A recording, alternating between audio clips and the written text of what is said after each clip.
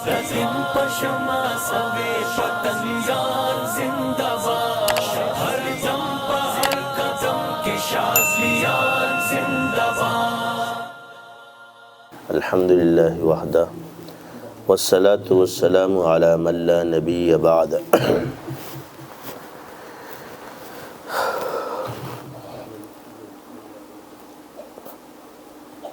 ہیچ چیزیں خود بخود چیزیں نشد، ہیچ آہن خنجر تیغ نشد، ہیچ حلوائی نشد استاذ کار، تا غلامی شکر ریز نشد، مولوی ہرگز نشد مولائے روم، تا غلامی شمس تبریز نشد۔ جن کے روزے پہ اترے فرشتے مدام، ان پہ عرب و درود ان پہ کرب و سلام۔ میرے واجب الاحترام علماء کرام اور عزیز ساتھیوں، خصوصاً حافظ غلام نبی صاحب اور ان اوتھل والوں کا میں نہایت مشکور ہوں کہ آج آپ کی محبتوں کی برکت سے اللہ نے مجھے یہاں توفیق دی آنے کی۔ آج ہم جو یہاں اکٹھے ہوئے، ہمارے ہاں صرف ایک ایسی نسبت ہے کہ جس کی وجہ سے ہم یہاں جمع ہوئے، اور وہ ہے اللہ کی محبت کے لیے جمع ہونا، اللہ کے دین کے لیے۔ دنیا میں محبتوں کے ذریعے بہت سے کسی بھی چیز سے محبت ہو سکتی ہے، مگر سب سے بہترین اور نجات دہندہ تعلق وہ ہے کہ جو اللہ کے لیے، وہ محبت بھی اللہ کے لیے وہ کامیاب ہے، اور جس کی نفرت بھی اللہ کے لیے ہو وہ کامیاب ہے۔ یعنی انسان کو اپنی ذات کو مٹانا ہے، محبت بھی اللہ کے لیے اور نفرت بھی اللہ کے لیے۔ کفر سے ہماری نفرت ہے اللہ کے لیے، مسلمان سے ہماری محبت ہے اللہ کے لیے۔ کفر و شرک سے جو ہم نفرت کر رہے وہ اللہ کے لیے کی۔ یہ یاد رکھیں کہ ہر شے میں، ہر لمحے میں ہمیں صرف اللہ کی رضا مقصود رہے، یہ ہے ہماری زندگی کی کامیابی۔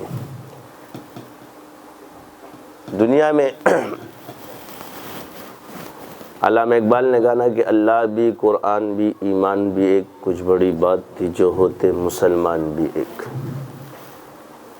تو ہمارے کلمہ سارے مسلمانوں کا ایک ہے، قرآن کی صداقت پر، سچائی پر، حقانیت پہ کسی کو اختلاف نہیں ہے، سب مانتے ہیں۔ آپ علیہ السلام کی رسالت ہے، نبوت ہے، ہم سب مانتے ہیں۔ اس کے علاوہ جتنے بھی طریقے ہوں گے آپ کو اس میں اختلاف ضرور نظر آئے گا، عبادات میں، معاملات میں، معاشرت میں، نماز میں، مختلف طریقوں کے ساتھ آپ کو لوگ نماز پڑھتے ہوئے نظر آئیں گے۔ مقصد کیا ہے تمام چیزوں کا؟ کہ اللہ کی یاد۔ ہم لوگ جس نسبت سے پی رہے ہیں ہم اسی طریقے پہ کرتے ہیں، اور جو ہے وہ پی رہے ہیں وہ اپنی نسبت سے پی رہے ہیں۔ جتنے ہمارے دوسرے طریقے ہیں، دوسرے علماء ہیں، ہمیں محبت پھیلانی، اللہ کے دین کا کام اللہ کی رضا کے لیے کرنا ہے۔ کسی کے آنے اور جانے سے اللہ کے دین کا کام رکتا نہیں۔ اگر جس دن انسان یہ کہے کہ میں یہاں ہوں گا تو اللہ کے دین کا کام ہوگا، میں نہیں ہوں گا تو اللہ کے دین کا کام نہیں ہوگا، یہی اس کی تباہی ہے۔ ہماری شکر گزاری اس بات پر ہونی چاہیے کہ اللہ ہم سے دین کا کام لے رہا ہے، کیونکہ اللہ نے قرآن میں فرمایا کہ تم اللہ کے دین کا کام نہیں کرو گے، مدد نہیں کرو گے اس میں، تو اللہ کسی اور قوم کو کھڑا کرے گا، وہ اللہ پر ایمان بھی رکھیں گے اور اللہ سے محبت بھی کریں گے۔ یعنی ایمان کے ساتھ محبت۔ اسلام سراسر ہمیں صرف محبت سکھاتا ہے۔ اسلام کا مطلب ہے امن کا مطلب۔ ہمیں اللہ نے قبائلوں میں بانٹا ہے، کوئی بلوچ ہے تو کوئی پنجابی ہے، کوئی پٹھان ہے، کوئی پشتون ہے، پھر اس کے اندر قبائل ہے، پھر بلوچوں کے اندر قبائل ہے۔ یہ کس چیز کے لیے؟ یہ تعارف کے لیے، کہ ہم ایک دوسرے کو جان سکیں۔ اب مثال کے طور پہ بہت سے لوگ ہم نام ہوتے ہیں، تو جب اس کے قبیلے کا نام لیا جاتا ہے تو کہا جاتا ہے اچھا یہ فلاں کا بیٹا، تعارف ہو گیا۔ ویسے اگر کہ سب کا نام ایک ہوگا، لیکن جیسے ہی قبیلے میں آ جائے گا اچھا فلاں قبیلے کا ہے۔ کتنے قبائل کے نام ہیں جو، تو قبیلے جس لیے اللہ نے بنائے ہو تعارف کے لیے، لیکن ہم بنیادی طور پہ سب کیا ہے؟ مسلمان، کلمہ گو، امت حضور صلی اللہ علیہ وسلم کی۔ تو ایک مسلمان کی مثال ان قبائل کی آپ ایک ایسی چیز سے لے لو کہ ایک باپ کے کتنے بیٹے ہیں؟ 4 ہیں، اور ہر بیٹے کی اپنی اولاد ہے، پھر اس کی نسل ہے پھیلتی جا رہی ہے۔ سارے انسانوں کا جد امجد آدم علیہ السلام ہے۔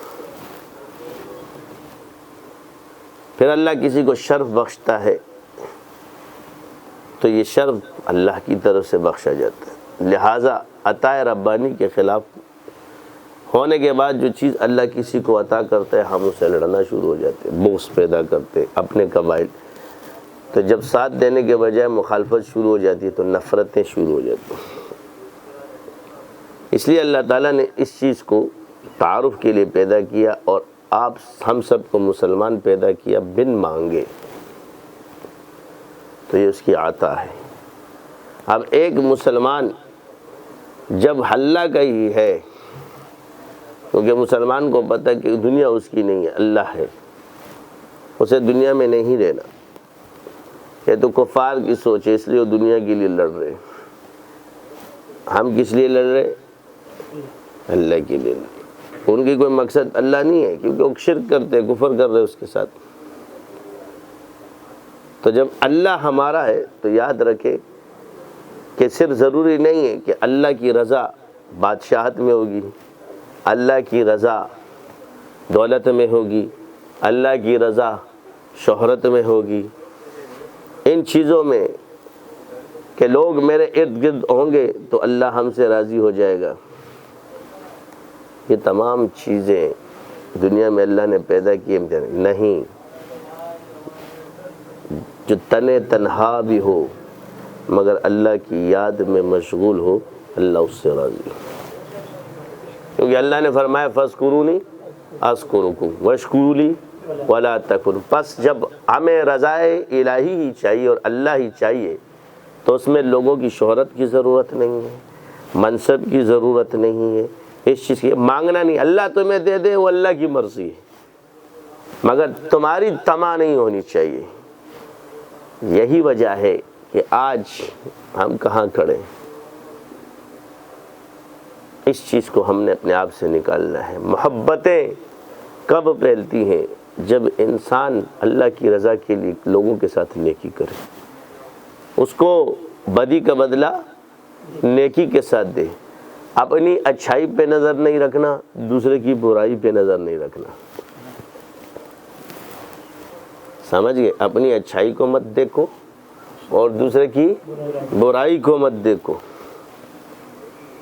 تم نے اپنی اچھائی کو دیکھا اور دوسرے کی برائی کو دیکھا تو اس چیز نے ابلیس کو نہیں چھوڑا تو ساری عبادت اس کی ضائع ہوگی۔ تکبر کو پیدا کرتا ہے، یہ عجب کو پیدا کرتا ہے، یہ کام اللہ مجھ سے لے، لوگ میرے لیے، یہ ریا کو پیدا کرتا ہے۔ اللہ جب ہم سے کام لینا چاہے تو چاہے چھپا کے رکھے چاہے چھپا کے رکھے۔ کیا یار کو ہم نے جا بجا دیکھا، کبھی ظاہر کبھی چھپا دیکھا۔ کیونکہ ولی کی مثال ایسی ہوتی ہے، وہ چھپنے کی کوشش کرتا ہے لیکن اللہ اسے چھپاتا ہے۔ وہ کہتا ہے یا اللہ مجھے چھپا دے، وہ چھپا دیتا ہے۔ جو جتنا چھپنا چاہتا ہے اس کو اتنا ہی چھپاتا ہے۔ اس لیے ہمارے سلسلے کی مثال اور ہر سلسلے کا ایک راز ہے، اور ہمارا سلسلہ اللہ نے جلوت پہ رکھا ہے۔ تم دیکھو گے کہ جب آپ اس سلسلے میں آؤ گے تو لوگ جوک در جوک تمہاری طرف خود بخود آئیں گے، تو یہ تمہاری ذات کا کمال نہیں ہے، اللہ تعالیٰ نے سلسلے کا فیض رکھا ہے۔ آج خود لوگوں کا رجحان آپ کی طرف ہونا شروع ہو جائے گا۔ تو اس وقت انسان کو اپنے آپ کو دیکھنا ہے۔ پیر مرید کی اصلاح کرتا ہے، مرید پیر کی اصلاح نہ کرے۔ اگر مرید اپنے پیر کے عیب دیکھے گا تو پیر کا پیر نہیں ہے، وہ اس کا مرید ہے، وہ اپنے مریدوں کا پیر ہوگا، اپنے پیر کا پیر نہیں ہے۔ اللہ نے رکھا ہے اس لیے کہ جو شخص اپنے اساتذہ کے اس کے عیوب کو، میں نے کہا نا دوسروں کی برائی نہیں دیکھنی، تو پھر تو جن سے سیکھ رہے ان کا کیا عالم ہوگا۔ بس انسان سمجھو، اور انسان ہر انسان ہے، خطا کا پتلا ہے، غلطی ہو گئی تو اللہ کی طرف رجوع کرے، اپنے نفس پر اصرار نہ کرے۔ بس اللہ کو یہ پسند نہیں، ہاں میں کرتا ہوں میری مرضی، توبہ کرے۔ اگر کسی مخلوق نے اس کو دیکھا تو کہ اللہ مجھے معاف کر دے، تو میں توبہ کرتا ہوں۔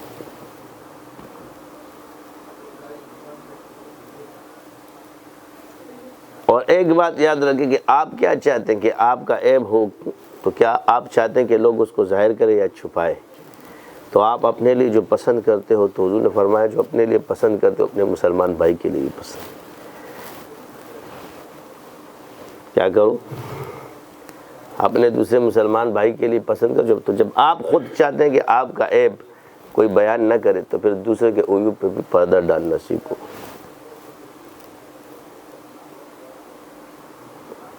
سوائے ان لوگوں کے جن سے نقصان دین ہوتا ہو، وہ بھی اصلاح کے لیے، جس سے کسی کی سخت نقصان کا اندیشہ ہوتا ہے۔ تو عرض یہ ہے کہ کسی کو آپ نے سمجھانا ہو تو اس کو تنہائی میں جا کے سمجھا دو، اگر اسی کوئی کمزوری دیکھی اسے تنہائی میں جا کے سمجھا دو۔ آپ کیا سمجھتے ہیں کہ کوئی آپ کے پاس اکیلے آ کر آپ کو سمجھائے یا لوگوں کے سامنے آپ کو وہ کرے؟ بس اوقات اساتذہ ڈانٹتے ہیں، اور یہ ان کی اصلاح کے لیے نہیں، یہ اس پہ خیر ہوتی ہے اس کی بھی، تاکہ اس کے نفس کے اندر یہ آپ کی نفس کے اندر یہ تاثیر آ جائے کہ آپ برائی سننے کے قابل ہو جائیں، اور برائی سن کر تمہیں کچھ نہ ہو، بلکہ تمہارے دماغ میں ہے کہ جتنی برائی یہ میری بیان کر رہا ہے، اگر وہ ساری برائیاں میری اللہ اس کو دکھا دے تو میں تو اس سے بھی بدتر ہوں۔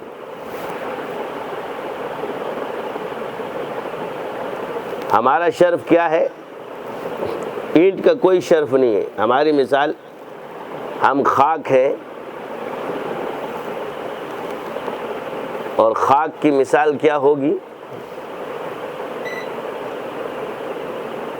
اگر اینٹ واش روم میں لگ جائے گا اس کا درجہ وہ ہو جائے گا، اور وہی اینٹ مسجد میں لگ جائے گی تو اس کا درجہ وہ ہو جائے گا۔ بس جس شخص نے، جس جسم نے دنیا کے ساتھ لگاؤ لگایا تو اس کا درجہ وہی ہو گیا، اور جس نے دین کو پسند کر لیا تو دین کی وجہ سے اللہ نے اس کو شرف دے دیا۔ یہ اس کی ذات کا کمال نہیں ہے، اس دین کی، یہ اللہ کے نام کی عزت ہے جس کے ساتھ ہم ٹچ ہو چکے ہیں۔ یہی سوچنا ہے، اپنے آپ کو سب سے کمتر سمجھنا ہے ہر حال میں، اور دوسروں کو اپنے سے برتر سمجھنا ہے اعمال میں۔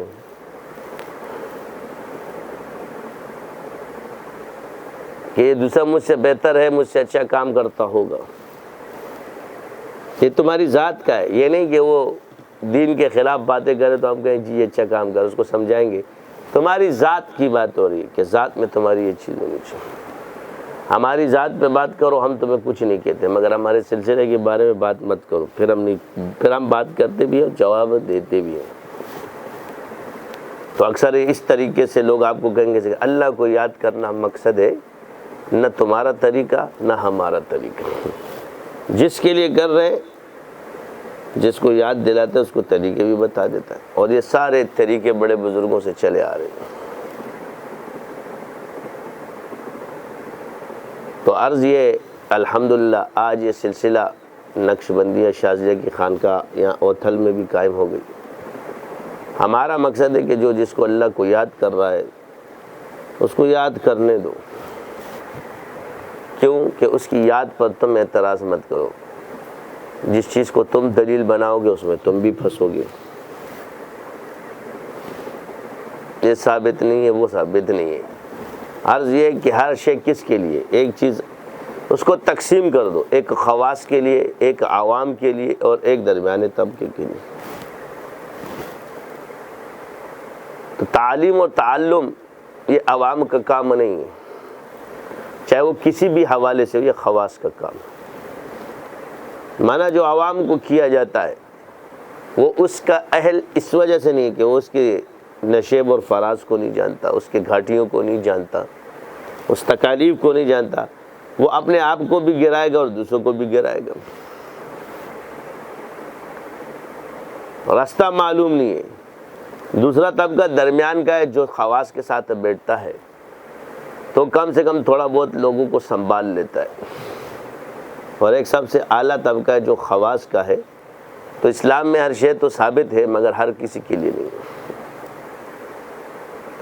اس لیے ذکر و اذکار کا شعبہ، علاج اور معالجے کا، تصوف اور تزکیے کا، اس کے لیے بھی مہارت شرط ہے، اس کا بھی معلم ہونا شرط ہے۔ ہم سے کہتے ہیں جی صرف پھونک مارنے سے تو اگلا ٹھیک ہو جاتا ہے، یہ یاد رکھیں۔ عوام بھی پھونک مارے تو بندہ ٹھیک ہو جاتا ہے، مگر اس سے وہ عالم نہیں ہوتا۔ بعد میں جو اس کو نقصانات ہوتے ہیں اس کو کتنے لوگ گل گل کے مر گئے، کیونکہ پتہ ہی نہیں ہے، مہارت نہیں ہے۔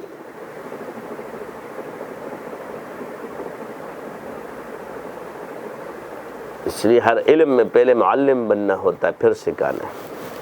اس کے معلم بن جاؤ تو اس کو سکھانا، پھر سکھانے والے بن جاؤ۔ جی کیا کروں گا؟ ذکر کروں گا، لوگوں کا خیال رکھوں گا، لوگوں کا شروع سے پیر بننے کی نیت میں آیا ہوا ہے، خود بننے نہیں آیا، پیر بننے آیا۔ کیا ہے؟ میں ذکر کروں گا اللہ کے قرب کے لیے، میں اللہ کے قریب ہونا چاہتا ہوں، میں اللہ کو راضی کرنا چاہتا ہوں، میں رضائے الہی کے لیے کرنا چاہتا ہوں۔ باقی کام تو پھر اللہ آپ سے خود لے گا۔ تمہارا کیا کام ہے کہ اللہ کے قریب ہونا۔ کتنا قریب ہو کہ ہم اتنے قریب ہو جائے کہ اللہ ہمیں اپنے شہرک کے قریب لگے۔ سب سے آخری قربت کیا ہے؟ نحن اقرب الیہ من حبل الورید۔ اتنا قریب ہونا چاہیے کہ تمہیں لگے کہ میرے شہرک سے بھی زیادہ قریب ہے میرا اللہ۔ جب اتنے قریب ہو جاؤ گے تو پھر جو مانگو گے وہ ملنا شروع ہو جائے گا۔ دنیا بن مانگے ملے گی، پھر اللہ مانگنے سے ملتا ہے۔ یا اللہ ملاقات چاہتا ہوں، ملنا چاہتا ہوں، یا اللہ مجھے چاہیے۔ تو عرض یہ ہے کہ یہ سفر ہے۔ دنیا میں اگر سوال کیا جائے سب سے آسان کام کیا ہے تو میں جواب دوں گا اللہ کو راضی کرنا سب سے آسان ہے۔ مجھ سے اگر کوئی سوال کرتا ہے تو سب سے آسان ہے اللہ کو راضی کرنا۔ وہ کیسے؟ یا اللہ غلطی ہو گئی معاف کر دے، بس اتنے سے کافی ہے، دوبارہ نہیں کروں گا، معاف کر دے۔ اس وقت تم سچائی سے یہ الفاظ منہ سے نکالتے ہو، تجھے وہ بخش دیتا ہے۔ اتنی جلدی تو باپ بھی بخشتا نہیں ہے۔ کوئی دنیا کا آدمی اتنی آسانی سے تمہیں نہیں بخش سکتا۔ اس دنیا کے لوگوں کی چیز کو دیکھو کہ اللہ کتنا غفور الرحیم ہے۔ یہ نہیں کہ اللہ تعالیٰ کے لیے کوئی ہم وہ کرے، رب ہے وہ، کوئی اس تک نہیں پہنچ سکتا۔ تو مخلوق کو راضی کرنا مشکل ہے، اللہ کو راضی کرنا آسان ہے۔ لیکن اگر کوئی تم سے پوچھے کہ سب سے مشکل کیا کام ہے تو کہ اللہ کا قرب حاصل کرنا، اللہ کی راہ میں اپنے آپ کو قربان کرنا، اللہ کی راہ میں اللہ کے لیے اپنے خواہشات کو قربان کرنا، یہ مشکل کام ہے۔ جان دے دیں گے دولت کے لیے، میراث کے لیے، بہن بھائی لڑ لیں گے، مگر وہ میراث دینے کے لیے تیار نہیں ہوں گے کہ جو اللہ نے تقسیم رکھی ہے۔ بہنوں کا حق ہڑپ کر کے بیٹھ جاؤ گے، بھائیوں کے کر کے بیٹھ جائیں گے، مال کے لیے جان دینے کے لیے تیار ہے، مگر اس مال کو اللہ کے لیے قربان کرنے کے لیے تیار نہیں ہے۔ آدھا دین ہے میراث، فرائض کو کہا گیا، کتنا؟ آدھا دین، عبادات، اور 25%، 75% اگر آپ دین کو دیکھیں صرف معاملات اور اس کا نام ہے۔ اور معاملات کس چیز سے خراب ہوتے ہیں؟ مال کی وجہ سے۔ حضور نے فرمایا میری امت کا فتنہ مال ہے، ہر شے مال کے ارد گرد گھوم رہی ہے۔ تو مال برا نہیں ہے، مگر مال کا غلط استعمال برا ہے۔ صحیح مال اکثر ہم دیکھیں گے، تو میں نے عرض کیا نا، کہیں گے جی بہن سے معاف کروا لو، مگر بھائی کبھی یہ نہیں کہے گا کہ میرا میں بہن تو میں دے دیتا ہوں۔ سارا ثواب بہن نہیں کمانا ہے، بھائی کے لیے ثواب تھوڑی ہے۔ جنت صرف بہن کو ملے، تجھے نہ ملے۔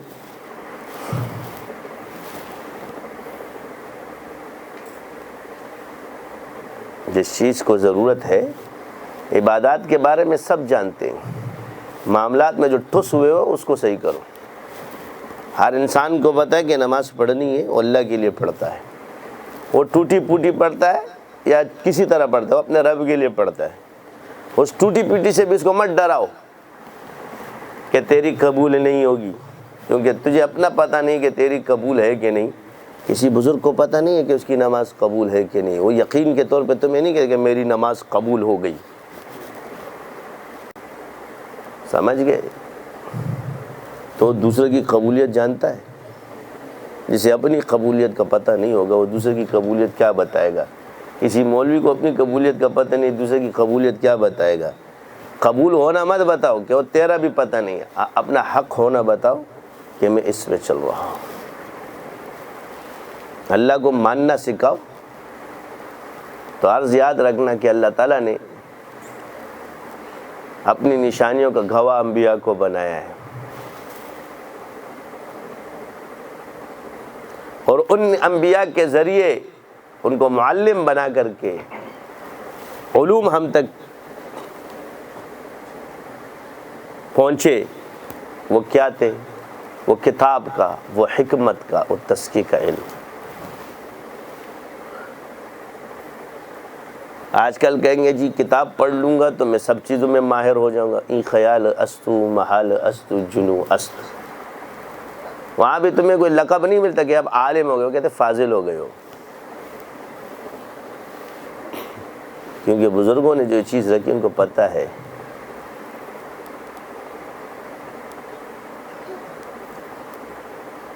عرض یہ ہے کہ کتاب کی دو چیزیں ہمیں سکھائی جاتی ہے، ایک صحیح پڑھنا اور ایک اللہ کو ماننا۔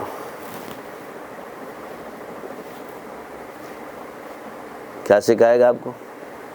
قرآن صحیح پڑھنا، اور دوسرا اللہ کو ماننا، صحیح طریقے سے ماننا۔ یہ تزکیہ کیا کرائے گا؟ وہ اللہ کی پہچان کراتا ہے۔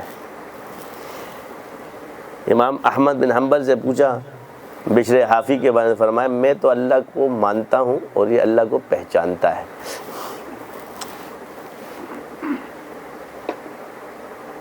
بشر حافی رحمۃ اللہ علیہ کے بارے میں اللہ کو مانتا ہوں، یہ اللہ کو پہچانتا ہے۔ یہ صرف تاریخ ہے، جس شعبے میں تجھے ماننا سکھاتا ہوں، اور جس شعبے میں وہ تجھے پہچان سکھاتا ہے۔ ایک شاگرد نے اعتراض کیا کہ حضرت آپ اس کے لیے استقبال کے لیے کھڑے ہوتے ہیں، کیوں کرتے؟ فرمایا ان سے مت ٹکراؤ، اللہ کو پہچاننے والے ہیں، میں ان سے ایک سوال کروں گا۔ کہا سوال کیا ہے؟ فرمایا جا کے پوچھتا ہوں کہ مت کرو پچھتاؤ گے۔ شاگرد تھا، وہ کہتا نا جو بولے وہی کنڈی کھولے۔ یہ بزرگوں کا فرق ہے، جب نہیں بولنا نہیں رکتا تو آپ جا کنڈی کھول۔ جب چلے گئے تو بشر حافی رحمۃ اللہ علیہ سے پوچھا حضرت ایک سوال پوچھنا ہے۔ کہا سوال کیا ہے؟ کہا اگر نماز میں کھڑا ہوں خیال ادھر ادھر چلا جائے تو اس نماز کا کیا حکم ہوگا؟ تو فرمایا وہ دل ہی نکال کر باہر پھینک دو جو رب کے سامنے کھڑا اور سوچے کسی اور کا۔ تو عمل کرنے والوں کا اثر جو ہوتا ہے ان کے الفاظ میں وزن ہوتا ہے، کیونکہ دل سے جو بات نکلتی ہے اثر رکھتی ہے، پر نہیں طاقت پرواز مگر رکھتی ہے۔ تو رونگٹے کھڑے ہو گئے کیا ہو گئے؟ کیونکہ علم کے مطابق، فقہ کے مطابق تو آپ کی نماز ہو جائے گی، مگر وہ صوفی بزرگ کیا بولتا ہے کہ جو اللہ کے سامنے کھڑا ہو اور خیال کہیں اور چلا جائے، وہ دل ہی نکال کر باہر پھینک دو۔ یہاں مراد نہیں کہ ہم دل اسے مراد یہ ہے کہ اس دل سے اس خواہشات کو، اس بات کو نہیں سمجھا اور پریشان سے ہوئے، واپس آئے تو امام احمد بن حنبل رحمۃ اللہ فرمائے میں نے تمہیں منع کیا تھا نا، مت جا پچھتائے گا۔ تو ہر طبقے کی نماز کا تو حصول جدا ہے۔ اب قاری کے سامنے اگر نماز پڑھی جاتی ہے اور قرآن صحیح نہیں ہوگا، تیری نماز نہیں ہوئی کیونکہ اللہ نے جلی کر گیا۔ مولوی کے سامنے کھڑا ہو اگر کوئی مسئلہ غلط مسائل نہ جانتا ہو کہتے تیری نماز صحیح نہیں۔ صوفی کہتا ہے اللہ کے سامنے کھڑا ہو خیال دوسری طرف چل جائے، تیری نماز صحیح نہیں۔ اور حکمت کہتی ہے کہ کوئی مر رہا ہو تو نماز پڑھ رہا ہے، تیری نماز صحیح نہیں۔ ہر شعبے نے اپنا اصول رکھا ہے، یہ سارے راستے اللہ ہی کی طرف جاتے ہیں، ایک دوسرے سے ٹکرانے کی ضرورت نہیں ہوتی۔ اس لیے کہ مقصد کیا ہے؟ اللہ کو یاد کرنا، اللہ کو راضی کرنا۔ بس جس سے جس طریقے سے پوچھو گے وہ اپنے طریقے سے آپ کو بتائے گا۔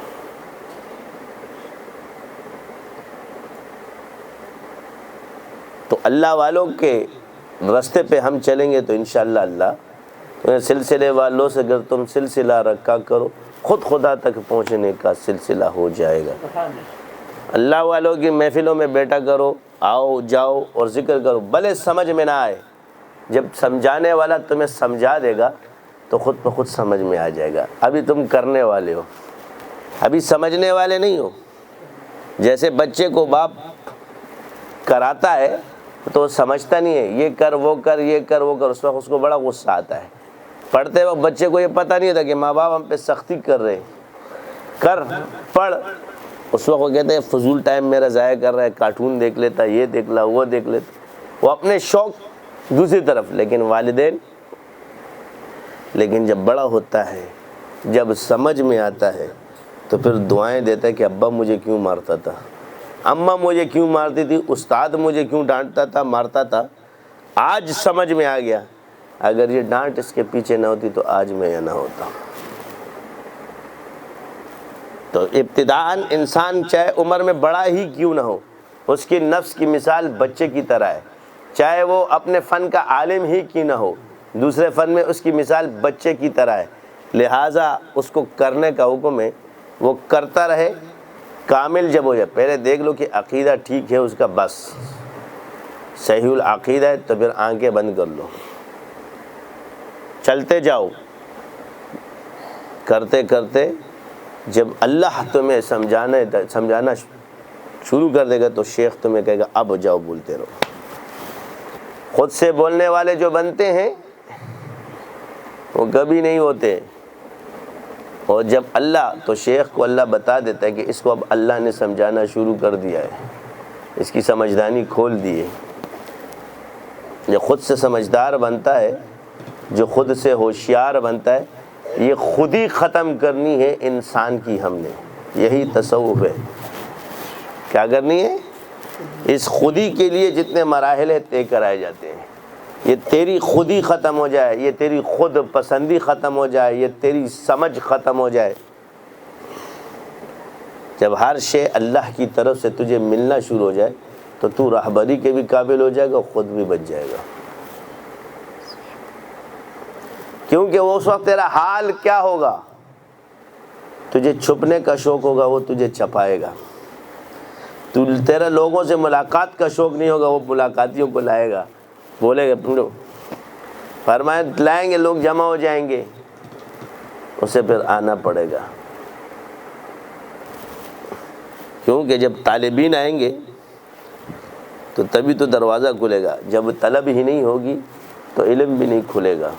ہدایت کے دروازے اللہ بے طلبوں پر نہیں کھولتا، خدا اس قوم کی حالت کبھی نہیں بدلتا جسے آپ خیال نہ ہو اپنی حالت بدلنے کا۔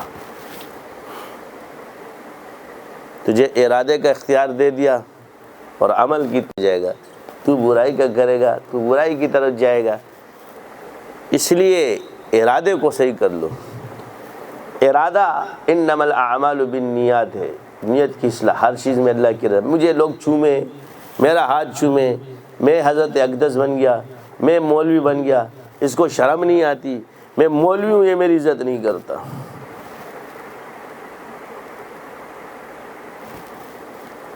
کیا بولتا ہے؟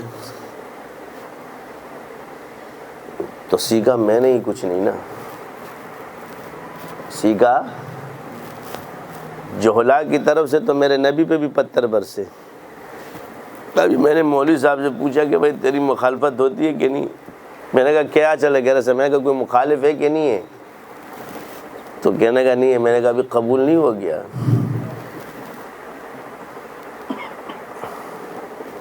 کہہ رہے نہیں حضرت شروع میں ہوئی تھی۔ میں اب ٹھیک ہے، شروع میں اگر نہیں ہوئی تو سمجھ لے بھی تو قبول ہی نہیں ہوا۔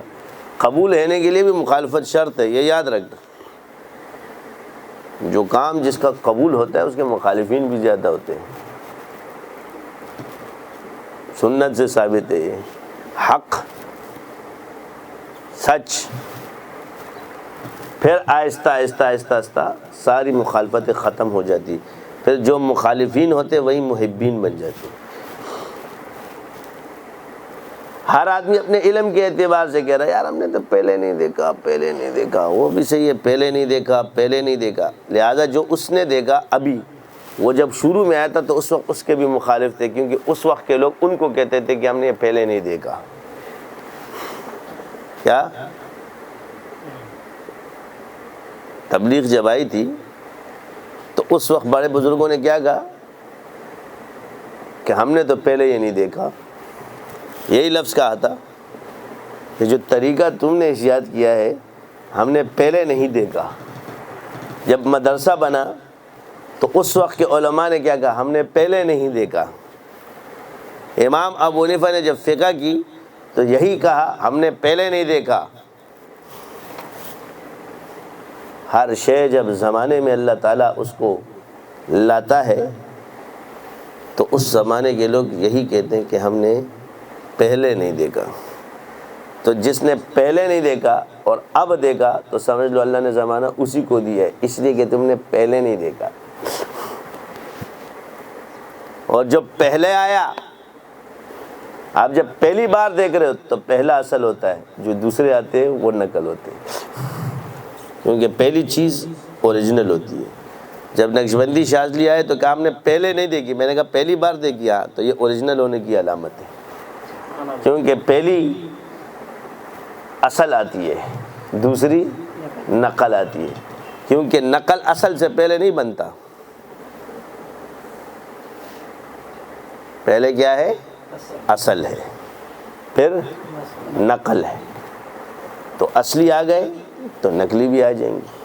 پہلے سچا نبی آیا پھر جھوٹے آئے، پہلے سچا ولی آیا پھر جھوٹا آیا، پہلے سچا عالم آیا پھر جھوٹا آیا، پہلے سچا سلسلہ آتا ہے پھر جعلی آتا ہے۔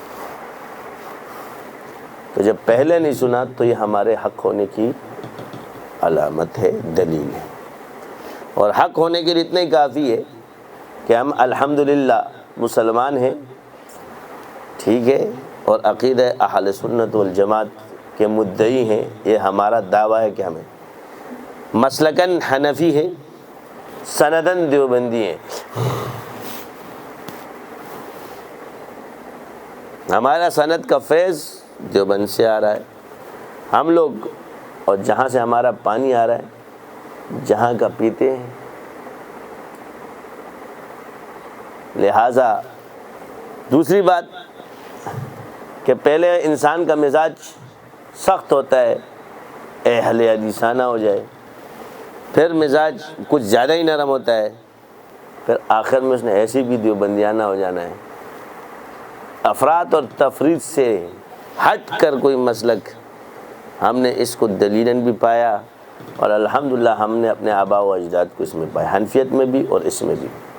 تو اللہ نے قبول کیا، اور سلسلہ بھی اللہ نے اسی چیز کو دیا، یعنی پہلی بار جو سلسلہ دنیا میں آیا بقول کسی کے لوگوں کے، تو وہ کس کے پاس آئے؟ ہمارے پاس۔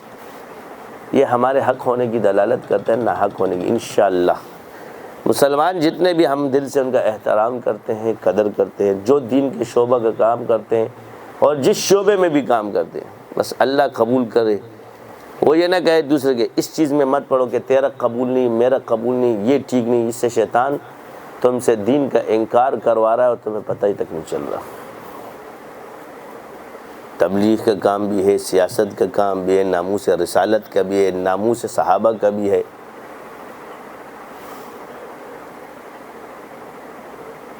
سلاسل بھی ہے، معاشرت بھی ہے، معاملات بھی ہے، تجارت بھی ہے، حکومت بھی ہے۔ یہ سب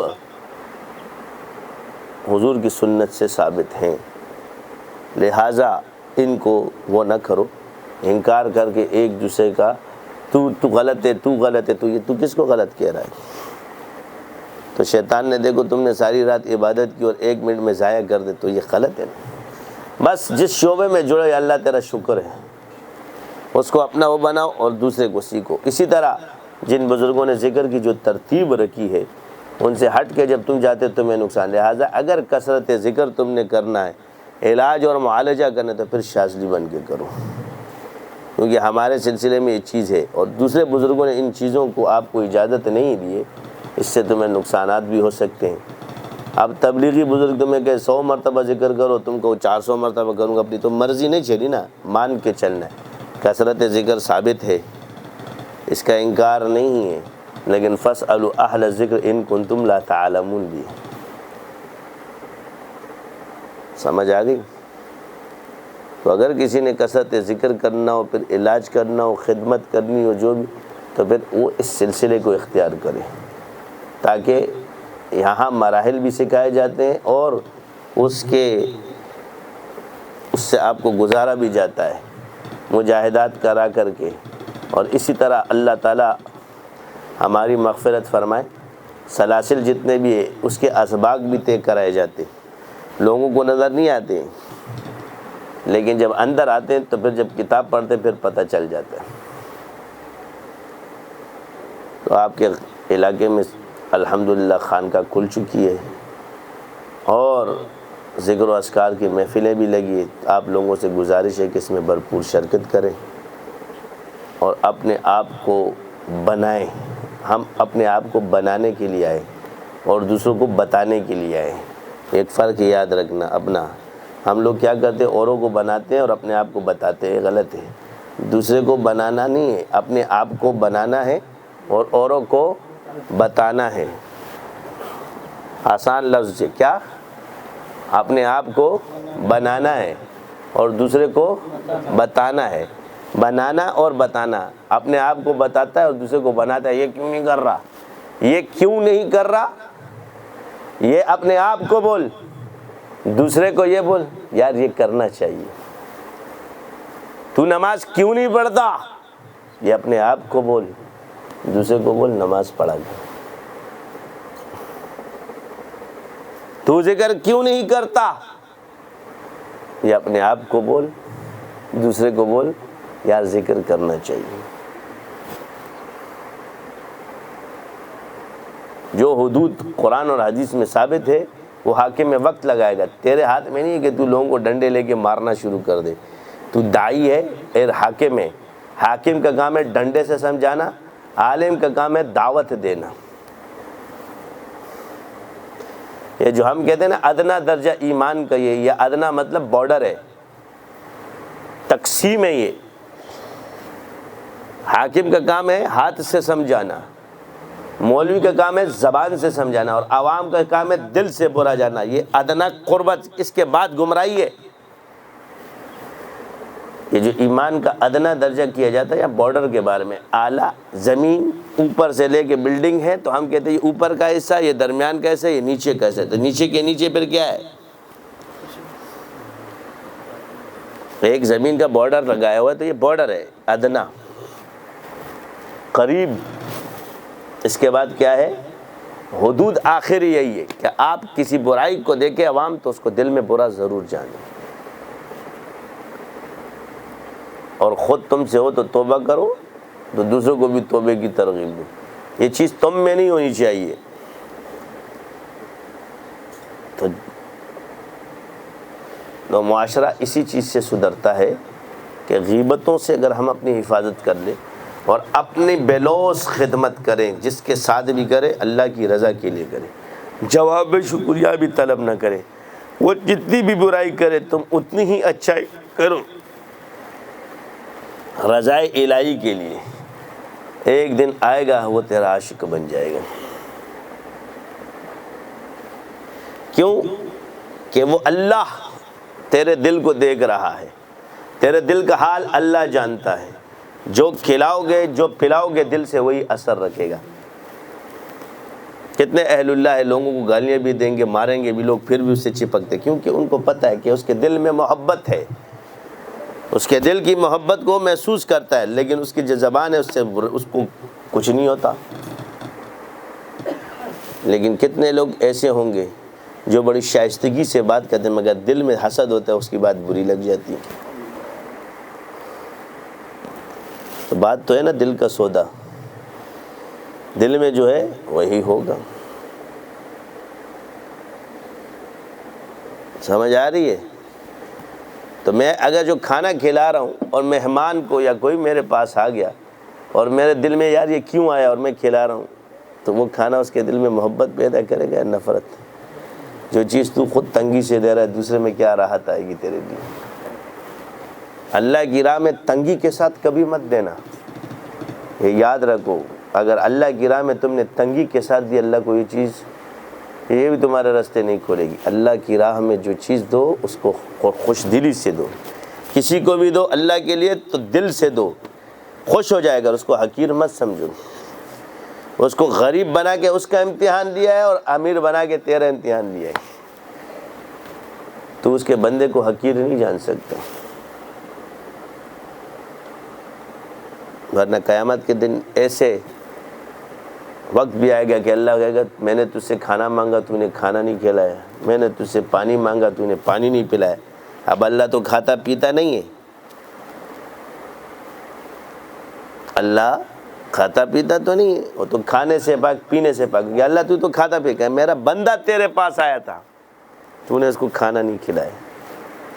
اس غریب کو اللہ نے اپنا بندہ کہا کہ نہیں کہا؟ اس فقیر کو اللہ نے بندہ کہا کہ نہیں کہا؟ میرے بندے نے تیرے سے پانی مانگا تو نے بندے کو پانی نہیں دیا۔ میں نے آپ سے کہا نا آپ اس چیز کو کہاں سے دیکھتے ہو؟ یہ خدمت ہے۔ کہاں آج ہم کہاں کھڑے ہیں؟ کسی کی غمی میں، کسی کی خوشی میں، کسی کی آیت میں ہم نہیں جاتے۔ مولوی کو سب سے پہلے خادم ہونا چاہیے، ولی کو سب سے پہلے خادم ہونا چاہیے۔ وہ خادم بن کے دنیا کو، کسی امیر المومنین نے اپنے ساتھ لقب خادم المسلمین، لوگ انہیں امیر المومنین کہتے تھے، وہ اپنے آپ کو خادم المؤمنین کہتے تھے۔ لوگ کیا کہتے؟ امیر المؤمنین، وہ جب خود کہتا خادم المؤمنین۔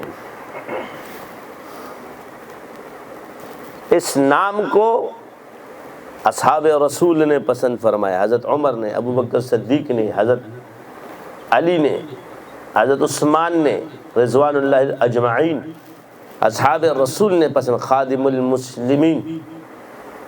دنیا میں نام تھا امیر المؤمنین، جب ذات پہ آتے تھے خادم المسلمین۔